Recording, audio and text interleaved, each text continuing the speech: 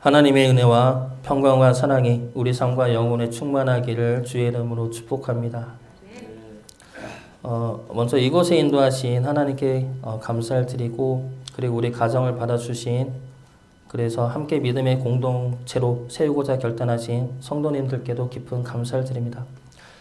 우리 교회 부임하면서 무슨 설교로 시작을 할까 하다가 오늘 읽은 말씀이 생각이 났습니다. 오늘 본문 말씀은 제가 이전에 있었던 매형교회에서 했던 올해 주제 말씀이었습니다.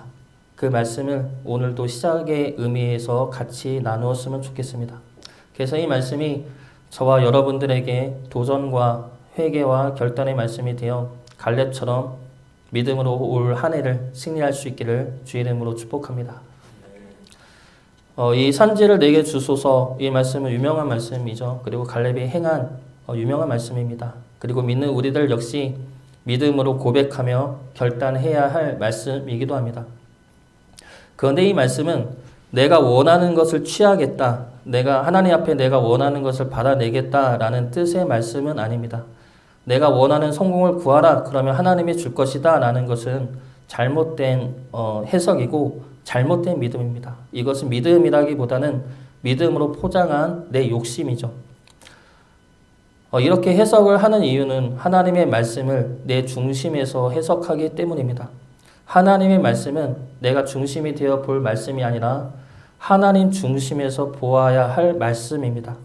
하나님의 중심으로 이 말씀을 보면 이 말씀이 가지는 의미가 무엇인지 알 수 있게 될 것입니다. 그러면 갈렙의 이 말은 우리가 따라 행해야 할 믿음의 고백임을 알 수 있게 될 것입니다. 갈렙의 이 말을 제대로 이해하여 우리의 욕심의 강구가 아니라 믿음의 고백으로 따라 행할 수 있기를 주의 이름으로 축복합니다. 먼저 갈렙의 이 말은 믿음의 결단입니다. 갈렙이 이 산지를 내게 주소서라는 말은 그 땅이 탐나서가 아닙니다. 갈렙이 요구한 산지는 헤브론이죠. 이 헤브론은 산지입니다. 산 위에 있는 땅이죠. 산지는 정복하기가 어려운 땅입니다. 그래서 전쟁을 할 때 중요한 것은 고지를 점령하는 것이죠. 고지, 즉 높은 곳을 위치하고 자리하고 있으면 밑에서 올라오는 적을 상대하기가 수월합니다. 반대로 밑에서 올라가면 그만큼 어렵고 많은 피해를 볼 수밖에 없습니다. 그런데 이 헤브론은 산 위에 있는 땅입니다. 정복하기 어려운 땅이 이 헤브론이죠. 그리고 그곳에는 아낙 자손들이 살고 있다고 합니다. 지금 이스라엘, 갈렙이 이 말씀을 한 이 시대는 이스라엘은 가나안의 왕들을 죽였습니다. 가나안을 정복하고 가나안의 왕은 죽였지만 그 밑에 성들과 백성들은 아직 정복하지 않은 상태입니다. 그래서 기업을 분배하면서 그 기업에 속한 지파들은 그 땅의 주민들과 계속 전쟁을 해야 합니다. 몰아내야 한다는 것이죠. 그런데 그런 땅 중에서 헤브론은 아낙 자손이 살고 있는 땅입니다. 아낙 자손들은 거인들이죠. 그들이 살고 있는 땅이라면 정복하기가 어려운 땅을 의미합니다. 거기에 갈렙의 나이 85세이죠. 늙었습니다. 힘이 약해졌다는 것이죠. 다시 말하면 갈렙이 요구한 이 산지는 헤브론으로서 산지에 있고 산 위에 있고 아낙 자손이 있어서 늙은 갈렙이 차지하기 힘들고 어려운 땅이라는 겁니다. 갈렙뿐만이 아니라 다른 이스라엘 백성들 모두가 꺼려하고 피하고 싶어하는 땅이라는 것입니다. 그 땅을 지금 갈렙이 요구하고 있는 것이죠. 이 요구는 그 땅을 내게 달라는 것이 아니라 내가 그 땅과 전쟁할 기회를 달라는 말입니다. 내가 전쟁하겠습니다. 모두가 두려워하고 꺼려하며 피하는 그 땅을 내가 나가겠습니다. 내가 전쟁하겠습니다. 이런 말이라는 것이죠. 다시 정리하면 갈렙의 이 산지를 내게 주소서라는 말은 내가 원하는 것을 달라는 것이 아니라 모두가 두려워하며 피하는 그곳에 나를 보내주소서라는 말인 것입니다. 다시 더 단순하게 정리를 하면 갈렙의 이 산지를 내게 주소서라는 말은 내가 십자가를 지겠습니다 라는 고백인 것입니다. 그래서 이 말은 갈렙의 믿음의 결단인 것이죠. 우리에게 있어서 이러한 산지는 무엇입니까? 가정의 회복이 될 수도 있고 사업의 회복이 될 수도 있습니다. 이 산지를 내게 주소서라는 고백은 눈에 보이는 이 세상의 축복이 아닙니다. 이 땅에서 내가 바라는 축복이 아닙니다. 이 땅에서 내 욕심과 내 뜻을 버리고 하나님의 뜻에 순종하는 것입니다. 가정의 회복이 산지라면 그 회복을 위해 내 고집을 내려놓고 내 욕심을 내려놓고 내 교만을 내려놓는 것입니다. 사업의 회복이 산지라면 그 회복을 위해 내 능력과 내 욕심을 내려놓는 것입니다. 그리고 내 힘과 욕심이 아니라 하나님의 뜻과 능력으로 나아가는 것입니다. 저에게는 우리 교회가 산지가 될 수가 있습니다. 오기 전까지 저에게는 기쁨과 두려움이 교차했습니다. 기쁨은 하나님의 인도하심과 하나님이 예비하신 역사에 대한 소망의 기쁨이었습니다. 그러나 한편에서는 내가 잘할 수 있을까라는 두려움이 있었습니다. 이 두려움은 늘 있습니다.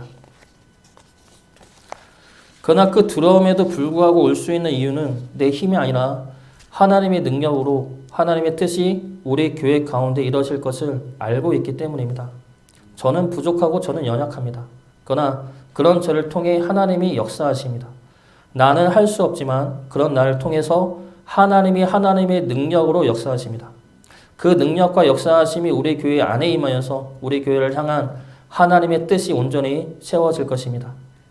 그 뜻을 위해 내가 나아가겠습니다. 내가 주의 뜻을 따라 하루하루를 믿음과 순종으로 나아가겠습니다. 이것이 갈렙의 고백이고 내가 해야 할 고백이고 우리가 행하여야 할 믿음의 결단인 것입니다. 우리는 어느 곳을 바라며 가고 있습니까? 우리가 하나님께 구하는 산지는 어떠한 곳입니까? 내가 원하는 곳입니까? 아니면 모두가 두려워하고 피하는 곳이지만 하나님의 말씀과 약속이 있는 곳입니까? 이사야 6장 8절 말씀입니다. 내가 또 주의 목소리를 들으니 주께서 이르시되 내가 누구를 보내며 누가 우리를 위하여 갈고 하시니 그때 내가 이르되 내가 여기 있나이다 나를 보내소서 하였더니 갈렙의 요구처럼 그리고 이사야의 고백처럼 아무도 가지 않은 그곳에도 하나님의 말씀과 약속을 들고 나갈 수 있는 주의 자녀 되시기를 주의 이름으로 축복합니다.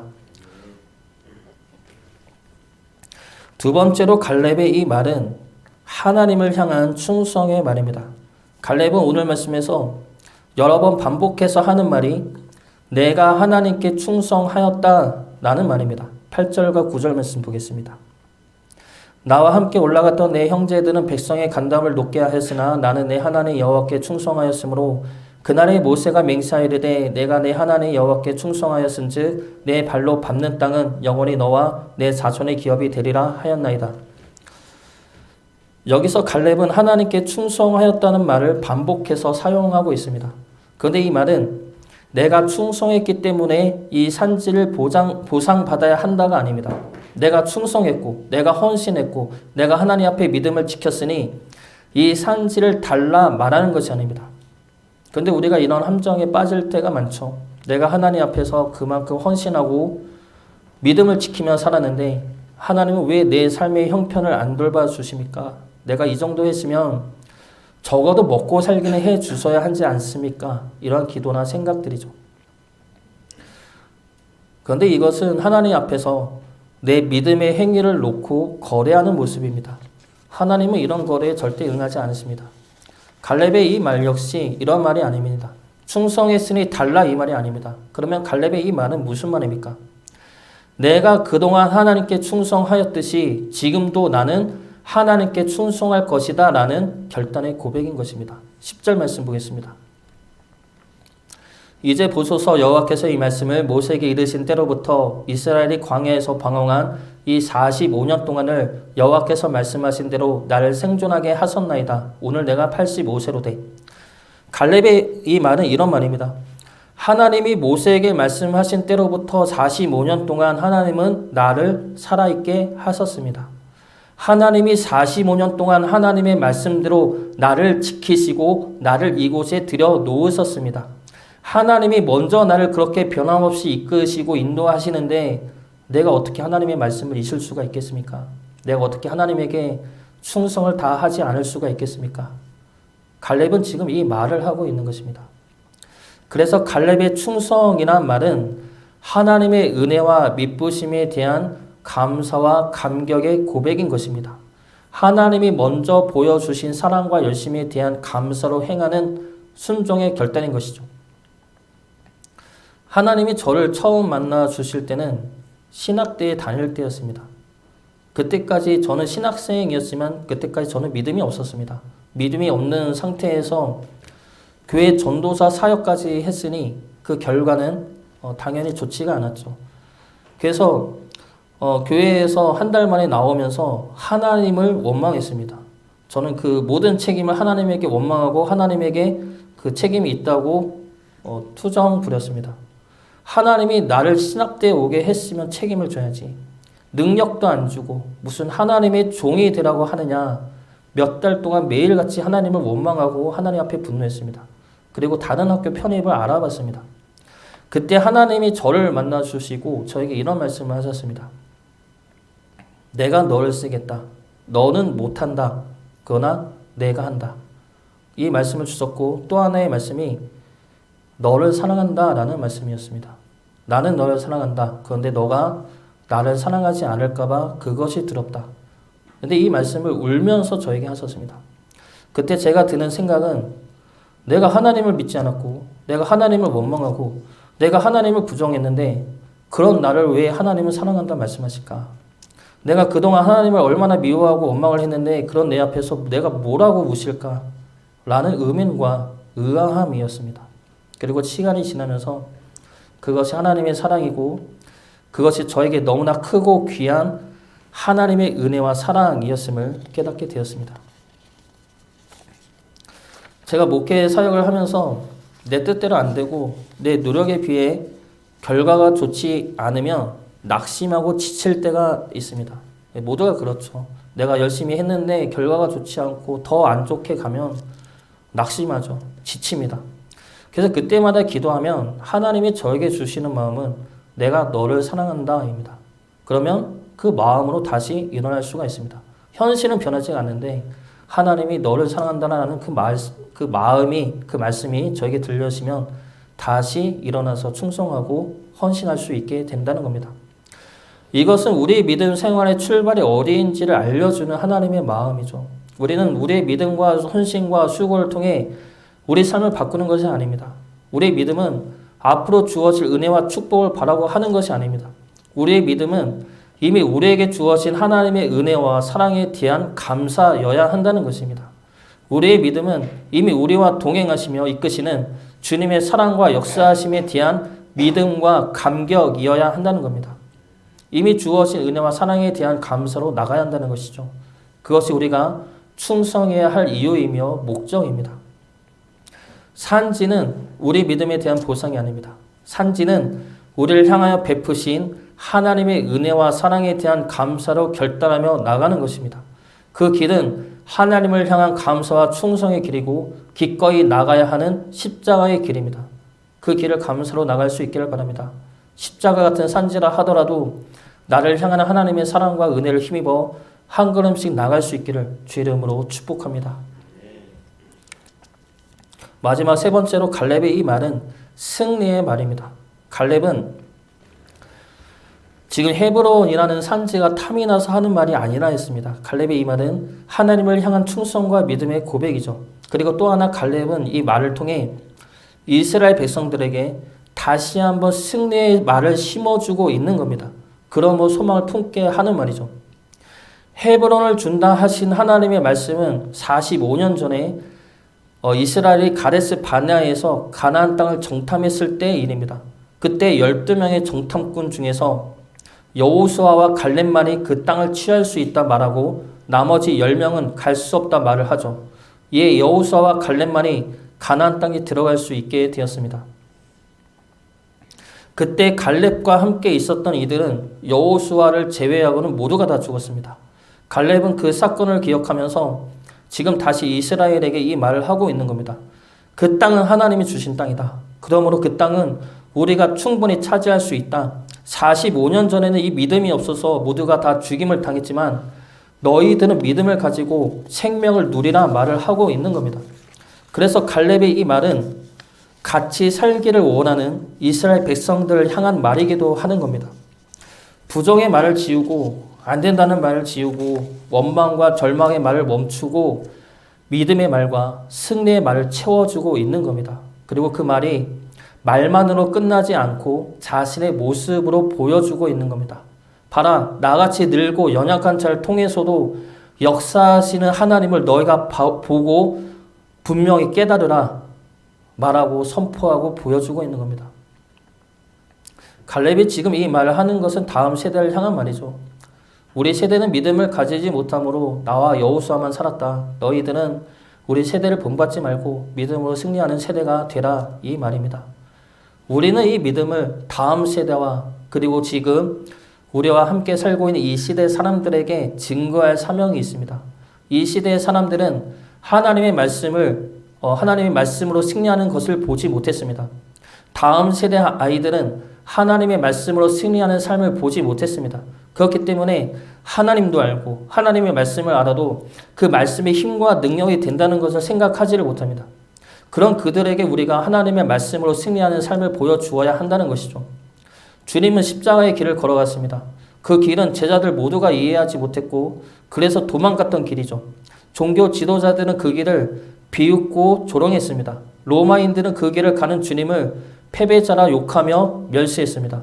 세상 사람 모두가 주님이 가는 그 십자가의 길을 이해하지 못했고 실패의 길이고 죽음의 길이라 비웃고 무시했습니다. 그러나 주님이 가신 그 길이 어떤 길입니까? 승리의 길이죠. 십자가는 생명의 길이고 우리를 향한 사랑과 구원의 길이었습니다. 주님은 아무도 이해하지 못하는 그 길을 혼자 걸어가심으로 그 길이 우리를 향한 사랑과 구원과 생명의 길임을 분명하게 드러내셨습니다. 요한복음 16장 32절과 33절 말씀 보겠습니다. 보라, 너희가 다 각각 제 곳으로 흩어지고 나를 혼자 둘 때가 오나니 벌써 왔도다. 그러나 내가 혼자 있는 것이 아니라 아버지께서 나와 함께 계시느냐. 이것을 너희에게 이르는 것은 너희로 내 안에서 평안을 누리게 하려 함이라. 세상에서는 너희가 환난을 당하나 담대하라. 내가 세상을 이기었노라. 주님이 세상을 이기었습니다. 그리고 우리는 이미 승리하신 주님을 따라 가는 이들입니다. 주님이 가신 길을 이제 우리에게 맡기셨습니다. 우리가 가는 믿음의 길은 세상 사람들에게는 이해하지 못하는 길일 수가 있습니다. 우리 세대와 다음 세대 사람들에게는 현실을 모른다고, 세상을 모른다고 무시하고 비우는 길일 수가 있습니다. 그러나 주님의 말씀처럼 평안하시기 바랍니다. 담대하시기 바랍니다. 우리가 가는 길은 세상을 모르는 길이 아니라 이미 세상을 이긴 주님을 따라 가는 길입니다. 현실을 모르는 길이 아니라 현실을 넘어선 주님을 따라 가는 길입니다. 그러므로 우리가 가는 길은 세상과 현실이 줄 수 없는 참된 평안과 승리의 길입니다. 그 길을 우리가 믿음으로 우리 삶으로 보여주고 증거해야 할 것입니다. 모두가 다 하나님의 말씀을 부정하고 의심하고 현실과 동떨어진 말이라 치부하여도 우리만은 하나님의 말씀을 붙들고 선포하고 증거할 수 있기를 바랍니다. 우리의 산지가 무엇입니까? 우리의 산지는 우리가 바라는 축복과 성공이 아닙니다. 우리의 산지는 우리에게 맡겨진 사명이며 십자가입니다. 그 산지를 믿음과 충성과 소망으로 취할 수 있기를 바랍니다. 취하기를 결단하며 나감으로 올해가 끝났을 때 우리에게 주어진 산지에 대해 그곳에 예비하신 하나님의 놀라운 영광과 은혜와 축복을 나누며 그리고 하나님께 그 영광을 돌릴 수 있기를 주의 이름으로 축복합니다.